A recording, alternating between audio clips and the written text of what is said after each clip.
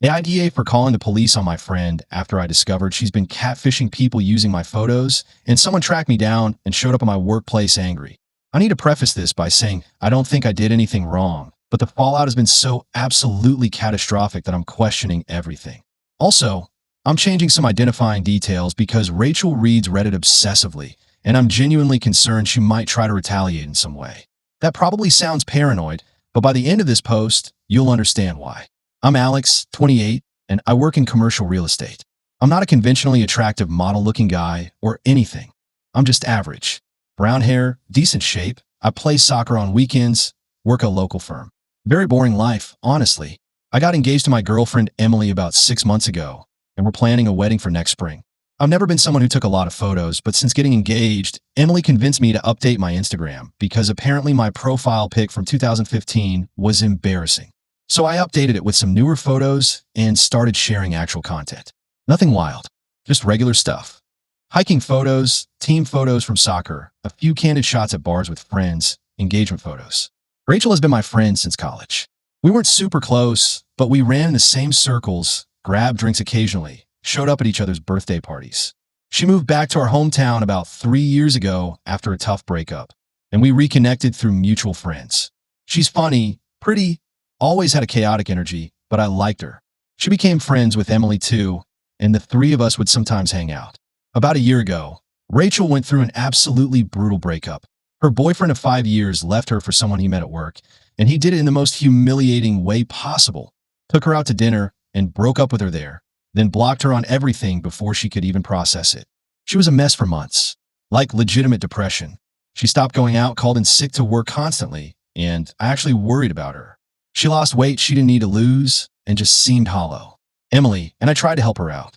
We invited her over for movie nights, took her to therapy-adjacent brunch dates where we just let her vent for 3 hours, included her in group hangs so she wouldn't feel alone. Gradually, she seemed to get better. By about 8 months ago, she seemed almost back to normal. She started going out again, talked about dating apps, mentioned going on a few dates. She seemed hopeful, which was good to see. But then something shifted. She became kind of obsessed with dating apps. Like, she'd spend hours scrolling and talking about her matches, analyzing conversations, getting anxious about rejections. It was a lot, but I figured she was just figuring things out. 3 weeks ago, I got a random Instagram DM from an email address. Not someone who followed me, just a random message request. I almost didn't open it because I thought it was spam, but something made me click. The message explained that someone was using my photos to catfish people.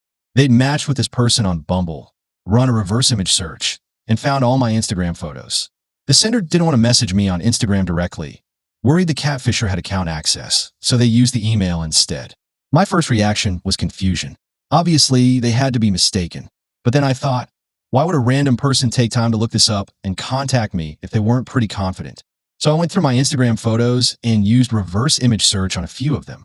Almost every candid photo I'd posted in the last year had been lifted and used on multiple dating profiles. Bumble, Hinge, Tinder, Match, even some sketchy-looking dating sites I didn't recognize. I felt physically sick. My photos, my face, my name in some cases, were being used to catfish people. I immediately changed my Instagram password and enabled two-factor authentication. Then I just sat there for probably 20 minutes trying to figure out who could possibly have done this. The obvious answer was Rachel. She had my Instagram. I'd given her my password when she visited while I was traveling so she could follow someone on my account, and she had access to my phone occasionally when we hung out. But a bigger part of me didn't want it to be her. That seemed like insane, unhinged behavior. I texted her asking if we could talk that day. Something important? She responded almost immediately asking if everything was okay. When I got to her apartment, she seemed normal. We sat down on her couch with coffee, and I explained what had happened. I told her someone sent me a message about my photos being used on dating apps. I watched her face carefully. At first, confusion, then concern. She asked if I called the police, seemed appropriately worried. That's when I noticed her laptop on the coffee table, closed. On her desk across the room was her phone, and what caught my attention was a yellow Post-it note stuck to her desk with a series of initials and what looked like profile names. AB Bumble Match 22, AB Hinge Connect 45, things like that. Alex's initials. My stomach dropped. I pointed to the Post-it and asked her directly if this was her doing. Her entire body went rigid. The color drained from her face. And then she started crying. Not small tears, full-on ugly crying, the kind where you can't catch your breath. She told me everything. Over the course of an hour, Rachel explained that she'd been using my photos to create dating profiles. Not just one or two dozens. She estimated at least 35 different profiles across 8 different dating apps over the course of the year. It started as a joke, a way to test dating apps to see how they actually worked before trying them herself. She wanted to see what kind of messages she'd get, what the experience was like, how the algorithms worked. But it spiraled, she admitted. Every time I logged on, I felt like I could be someone else. Someone more desirable, someone who people actually wanted to talk to. And I was just looking at the conversations, Alex. I wasn't trying to meet anyone. I never told them to actually come meet me. I knew that was a lie. I somehow knew. When I confronted her on it, she nodded miserably and admitted she'd texted them too. At first just small talk, but then they'd keep messaging, and it felt good to have someone interested in talking to the persona. To have them send compliments, flirt. She was lonely, and it made her feel less alone. Using my face, I said flatly, I know it's horrible. I'm a horrible person. I know that. I asked if anyone knew it wasn't actually me. If she'd ever told them the truth. No, but she also said she never promised anyone anything. She faded out after a while, or ghosted them. She never promised to actually meet anyone in person. I felt this mix of anger, betrayal, and honestly, a lot of pity for her. Because what she was describing was actually pretty sad. She wasn't malicious exactly.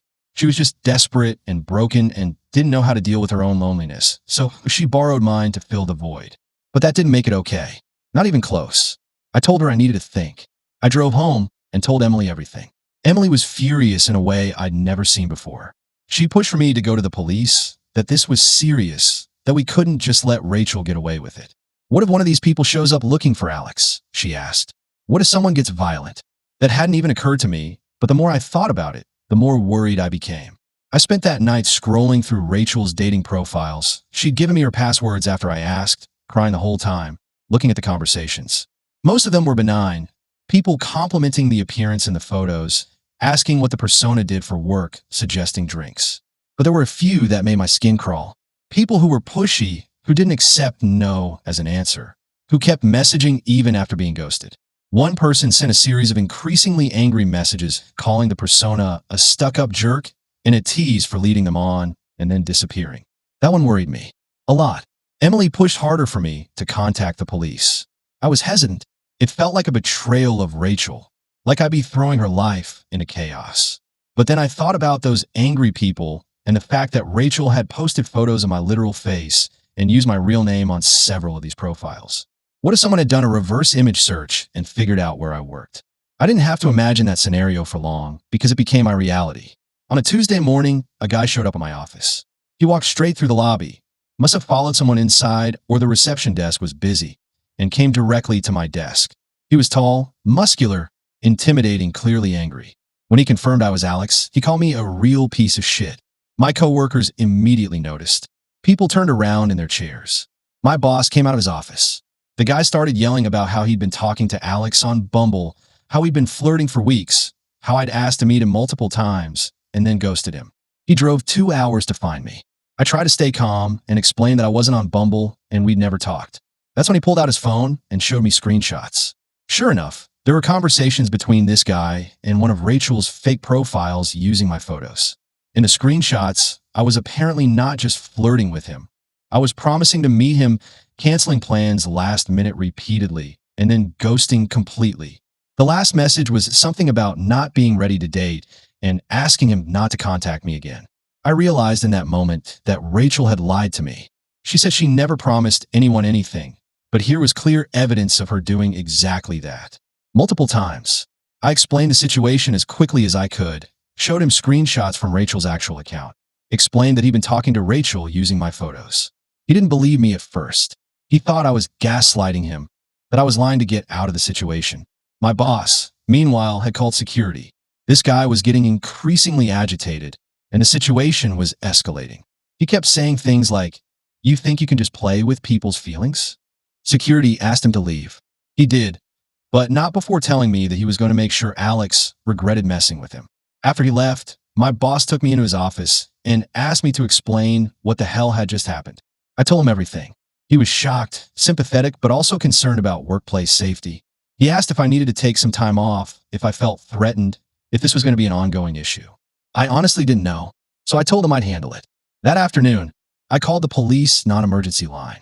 I explained the situation, that my identity had been used without consent on multiple dating apps, that someone had tracked me down in my workplace as a result, and that I wanted to file a report. The officer took all my information, explained that this fell under identity theft and fraud, and told me someone would contact me to file an official report. Then I texted Rachel and told her we needed to talk. This time, it wasn't about explaining. It was about telling her what I'd done. I met her at a neutral location, a coffee shop, not her apartment. When she arrived, I immediately told her about the man who'd shown up in my office. Her face went white.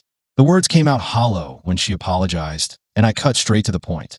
I told her about the screenshots, about the promises he'd shown me from their conversations, about how she'd lied, and said she never promised anyone anything. I filed a police report, I said. I watched her process this. Her whole body seemed to deflate. She kept apologizing, kept saying she'd take the profiles down, contact all the people, explain everything. She begged me not to do this, that her life would be over if there was a police investigation. Your life isn't over, I said, but other people's lives might have been damaged by what you did. Those people thought they were talking to a real person who was interested in them. They made plans, got their hopes up, got humiliated when they got ghosted. You mess with people's emotions using my face. She was nearly hyperventilating, but I didn't back down. I told her that I couldn't unreport it, that the police had opened an investigation, and that she needed to be prepared for that. I told her to delete all the profiles immediately, to stop contacting any of the people she'd been in conversation with, and not to contact me again until she'd spoken to a lawyer. Then I left. Update 1. So things moved pretty fast from there. The police investigation moved faster than I expected. Within a week, they'd contacted Rachel and asked her to come in for questioning. She lawyered up immediately. Her parents got her a criminal defense attorney and answered no comment to basically everything. But the police had enough evidence to charge her with identity theft and wire fraud. Because the dating apps are internet-based, it qualified as wire fraud. The news got out, of course. A mutual friend mentioned it to another mutual friend, and within 2 weeks, half our friend group knew what had happened. The reaction was split. Some people sided with me completely, saying what Rachel did was absolutely unhinged and she deserved consequences. Others felt bad for Rachel, said I was overreacting, said the police were a step too far. One guy actually said, it's not like she actually hurt anyone. She was just messing around online. I almost lost my mind on that one. Rachel's parents called me multiple times, begging me to drop the charges, which I can't actually do. Once a crime is reported to police, it's between the state and the defendant, not me. Her mom said I was betraying a family friend, that Rachel was mentally ill and needed help, not prison. That one got in my head a little bit, I'm not going to lie. But Emily reminded me that mental illness doesn't excuse fraud and identity theft, and that seeking consequences isn't the same as being cruel. The weird part was that I started getting additional messages from people. Other individuals who'd matched with Rachel using my photos. Some were angry, some were just confused, some were actually understanding once I explained the situation. One guy sent me a really long message about how he'd gotten attached to the person he thought he was talking to, how he'd started planning a future with in his head, and how finding out it was all fake had really messed with him emotionally. That message hit me hard because it made me realize Rachel's actions had actual emotional consequences for real people. I also got contacted by the police again. Apparently, one of the men Rachel had ghosted had done some of his own investigating and found out that Rachel had created her own separate dating profiles too, using her real photos. Around the same time, she was using my photos. When the police questioned her about this, she admitted that she'd been trying to build up confidence by using my photos first, getting positive attention through the attractive persona, and then gradually transitioning to using her own photos so she could actually go on dates but feel more confident doing it. This revelation actually changed my perception of what happened. Rachel wasn't just being malicious or deriving pleasure from deception. She was using my photos as a stepping stone to build confidence in online interactions so she could eventually date as herself. It was still completely wrong, obviously, but it seemed less predatory and more sad and desperate. But here's the thing, that doesn't make it okay. That doesn't undo what happened. That doesn't change the fact that she violated my trust and my identity and other people's emotions. Understanding the motivation didn't make it right. My workplace has been fine about everything. My boss checked in with me regularly for the first few weeks to make sure I wasn't being harassed further. I got my Instagram locked down, changed all my passwords, enabled every security feature I could find. I'm way more cautious about what I share online now. The friend group is fractured. About a third of people have completely cut contact with Rachel. Another third still talks to her occasionally, but is clearly uncomfortable about the whole situation. The last third has basically been split between people who side with Rachel and people who side with me. A couple of friendships have ended because of this. Emily and I are fine. Actually, if anything, this brought us closer together. She was incredibly supportive throughout all of this, and her willingness to stand by what I did made a huge difference.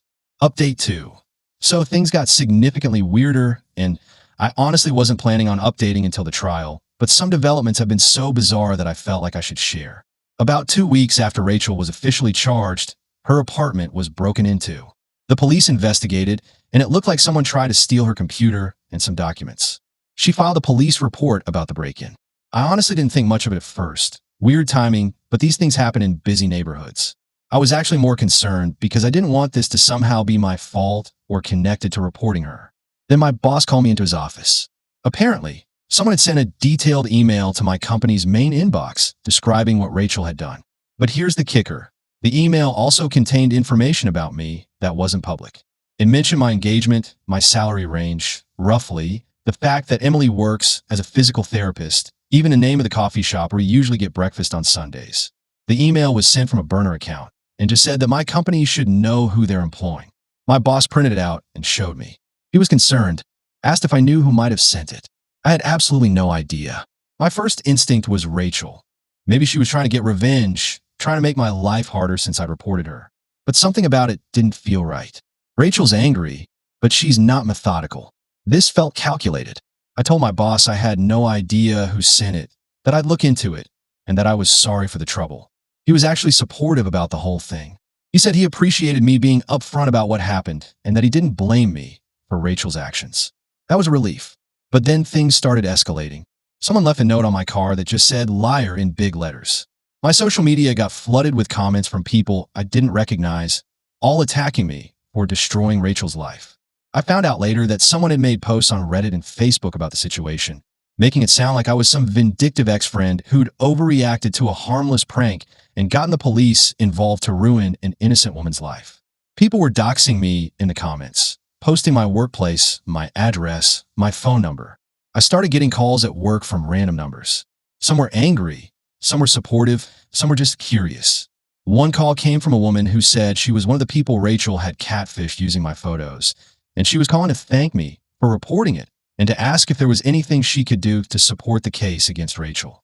That call actually made me feel better, because despite all the chaos, there were real people who understood that what Rachel did was wrong and appreciated that I'd taken action. Then came the absolutely bizarre part. I got a message from someone claiming to be a friend of Rachel's from high school. They said they had information that might be relevant to my case. We agreed to meet at a coffee shop because I was genuinely curious what this person could possibly know. When I got there, the person turned out to be a woman named Laura. She explained that she'd gone to high school with Rachel and had been following the Reddit posts about her situation. But here's what she told me. Rachel had done something similar in high school. She'd created a fake profile pretending to be a popular girl and used it to catfish and humiliate another student. The victim had gotten so upset about it that she stopped coming to school for a while. Eventually, the school found out it was Rachel, but her parents had basically paid for it to go away. The victim's family was paid a settlement, and the whole thing was covered up. Laura said she kept quiet about it for years, but felt like she needed to come forward now that Rachel was doing the same thing as an adult. She offered to provide details and even said she could potentially connect me with the victim from high school. I was absolutely stunned. This wasn't just Rachel having a breakdown because of her breakup. This was a pattern of behavior going back years. I reported this information to the police, and they actually investigated it. They contacted the school, got records, and eventually tracked down the woman from high school. Her name was Sophia, and she was willing to talk to them about what had happened. It corroborated everything Laura said. Rachel had created a fake profile as Brittany, a popular girl from their school, and had catfished Sophia while also spreading rumors that Sophia had sent inappropriate photos to boys. Sophia had been humiliated, had attempted suicide, though thankfully was hospitalized and recovered, and had eventually dropped out of the school she'd been attending and moved schools. The settlement had been significant, 6 figures, and Sophia's family had signed an NDA, which is why nobody outside of the immediate circle knew about it. Sophia was understandably angry when the police contacted her, but she was also willing to testify if needed. Suddenly, this wasn't just about me anymore. This was about a pattern of behavior. Rachel's defense attorney pushed back hard, claiming that these old incidents were inadmissible and that Rachel was being unfairly portrayed. But the prosecutor had a field day with it, using it to establish a pattern of manipulation and deception. Rachel's charges increased slightly, and her court date was moved up. But here's the really crazy part that I still haven't fully processed. 2 weeks after Laura told me about the high school incident, Rachel's apartment was broken into again. This time, it was much more serious. Someone broke through her door, ransacked her apartment, looking for her computer and phone, and left a note that said, "You're a predator. People like you should pay." Rachel called the police and reported it. When they came and investigated, they found evidence that it was someone who'd been catfished by Rachel. After comparing the break-ins to suspect interviews, the police identified a guy named Ryan who matched the description from the first break-in attempt and was more violent in the second one. Ryan had matched with Alex on Bumble about 8 months ago.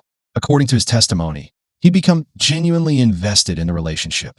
He said he'd canceled plans with his own family, had spent hundreds of dollars on dates he thought he was going on, and had even started planning a future with Alex. When Alex ghosted him, Ryan spiraled. He became obsessed with finding out who had catfished him. He did his own investigating, found Rachel's real account, and became increasingly angry. But here's the thing. Ryan also did some more investigating and found the Reddit posts about me. He thought maybe I was involved in catfishing him too, which is why he initially showed up at my work in that encounter earlier.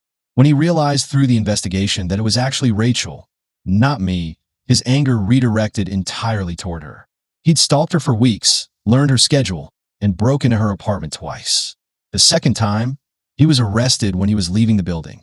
The police arrested Ryan, and now he's facing charges for breaking and entering, stalking, and harassment.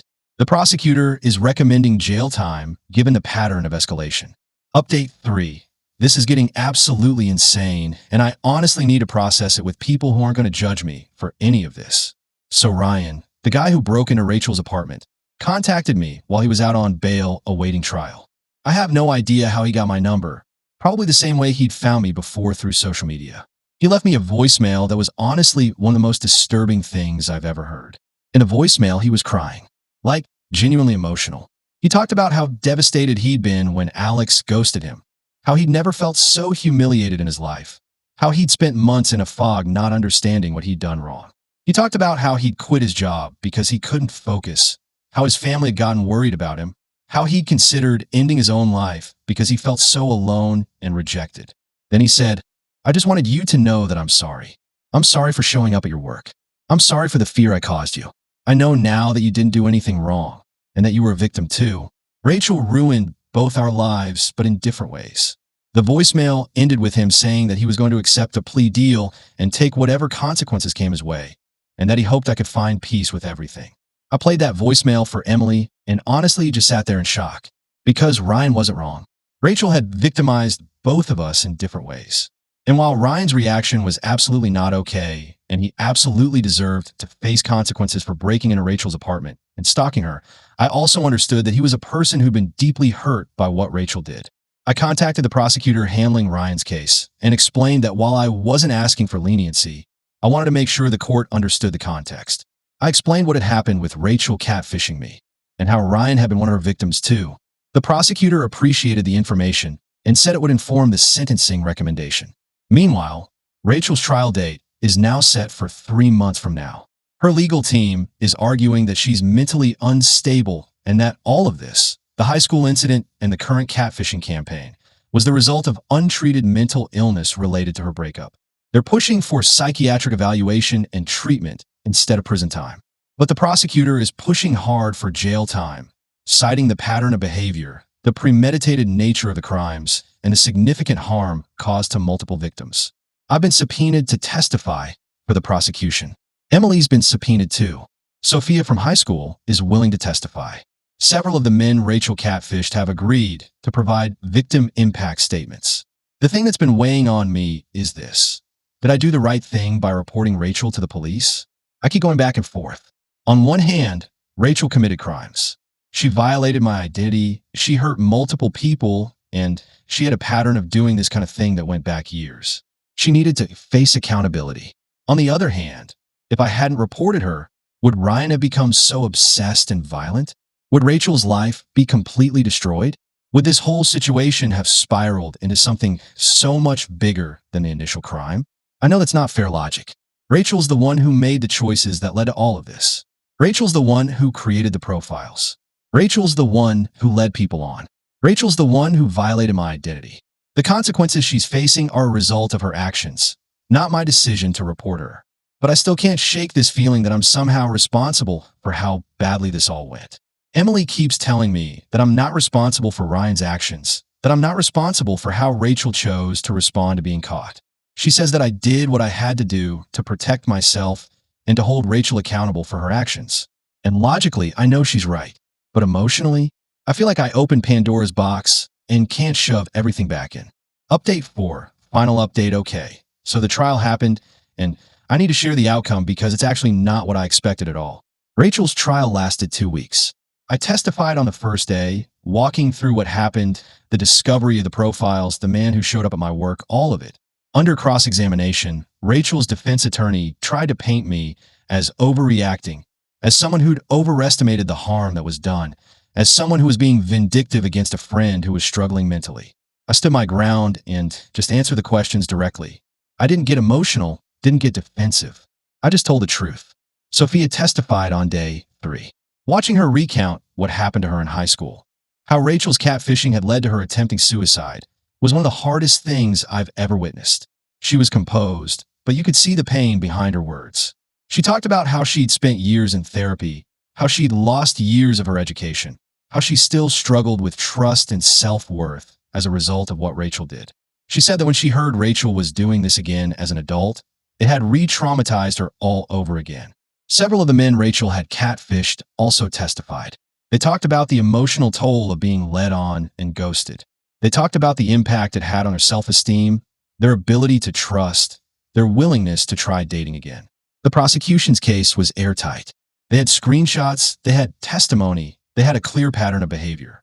Rachel's defense kept pushing the mental illness angle, and they brought in a psychiatric expert who testified that Rachel likely had some form of personality disorder and depression that had been exacerbated by her breakup. But here's where it got interesting. Rachel testified in her own defense. I wasn't expecting her to do that, but her attorney clearly thought it was necessary to humanize her. She broke down on the stand while recounting her breakup, her depression, her loneliness. She talked about how using my photos and creating fake profiles had made her feel less alone, how it had given her a sense of control when everything else in her life felt out of control. She apologized to me, to Sophia, to all the people she'd catfished. She said she wasn't asking for forgiveness, that she understood she'd done terrible things, that she deserved consequences. But then she said something that caught me off guard. She said, "I know now that what I did was wrong. It was cruel and it was harmful. But I also know that without this happening, without being caught, I never would have gotten help. I never would have realized how sick I was." So in a weird way, Alex reporting me was the thing that saved my life, even though it's destroying my life right now. The prosecution's closing argument was brutal but effective. They talked about how mental illness might explain Rachel's behavior, but it doesn't excuse it. They talked about how there were countless people who struggled with depression and loneliness who didn't commit crimes. They talked about how Rachel had made calculated choices, keeping records of her fake profiles, lying to her friends, covering her tracks. They pushed for prison time and significant restitution to the victims. Rachel's defense argued for psychiatric treatment, for mercy, for understanding. The jury deliberated for 4 hours. They found Rachel guilty on 2 counts of identity theft and 2 counts of wire fraud. They acquitted her on 1 count of wire fraud related to a profile that had expired before any real conversations happened. When the verdict was read, Rachel started crying. Her parents started crying. I felt this weird mix of relief and sadness. At sentencing, the judge actually did something unexpected. Instead of sentencing Rachel to prison, the judge ordered her to serve 2 years of probation with mandatory psychiatric treatment, 500 hours of community service, and she was ordered to pay restitution to each of her victims. The restitution amounted to around $15,000 total. So I'm going to me, some to Sophia, some split among the other people she catfished. The judge explained that while Rachel's actions were serious and criminal, her cooperation with the court, her remorse, and her commitment to treatment demonstrated that incarceration might not be the most effective path forward. However, the judge also made it clear that any violation of her probation would result in immediate jail time, and that if she reoffended in any way, the maximum penalty would be pursued. I honestly don't know how I feel about this outcome. Part of me thought she should go to jail. Part of me is relieved that she won't spend years in prison. Part of me is concerned that this is too lenient and that she'll just do this again. But here's the thing. When I ran into Rachel at a coffee shop about a week after sentencing, she looked different. Smaller somehow. Broken. She'd started her mandatory therapy, and she told me, through Emily, because I wasn't ready to talk to her directly, that she was actually trying to get better. She told Emily that she was on medication now, that she'd been diagnosed with borderline personality disorder and depression, and that she was trying to process why she made the choices she made. Ryan took a plea deal that resulted in him serving 6 months in county jail with probation after that. His therapist apparently connected him with a support group for people who've experienced catfishing and online fraud. According to what I heard through mutual friends, he's doing better. He's trying to rebuild his life and his relationships. As for me, I'm still processing everything. The trial brought up a lot of emotions that I thought I'd already worked through. Testifying in court, hearing all the victims talk about their experiences, seeing Rachel's life implode. It all felt heavy and real in a way that sitting at home worrying about it never did. Emily and I moved our wedding date up to the fall of next year instead of spring. We both felt like we needed something positive to focus on, something that was about us instead of all this drama. My Instagram is still locked down. I've started being way more careful about what I share online. I think that's going to be a permanent change in how I operate. The friend group is still fractured. About half of people have stuck with me, and about half have drifted away. A few people have reconnected with Rachel since the trial, saying that now that there's closure and she's getting help, they feel comfortable being friends with her again. I'm not there yet. I don't know if I'll ever be there. But I also don't hate Rachel anymore. I just feel sad for her and for what she put herself through. Would I report Rachel to the police again if I could go back? Honestly, I still don't know. I know I made the right call in the moment. She was committing crimes and someone needed to hold her accountable. But I also see now how my choice to report her set a chain of events in motion that hurt a lot of people in ways I never anticipated. Does that make me the asshole for reporting her? I don't think so. I think I did what I had to do. But I also think the whole situation is a lot more complicated than a simple yes or no answer. I'm going to take a break from Reddit after this. This whole experience has been exhausting, and I need to focus on my life and my relationship and moving forward. But I wanted to share the full story and the final outcome for anyone who was following along. Thanks for listening. I hope this provided some perspective or closure or something. I honestly just needed to tell the whole story from start to finish and see it all laid out. Take care, everyone.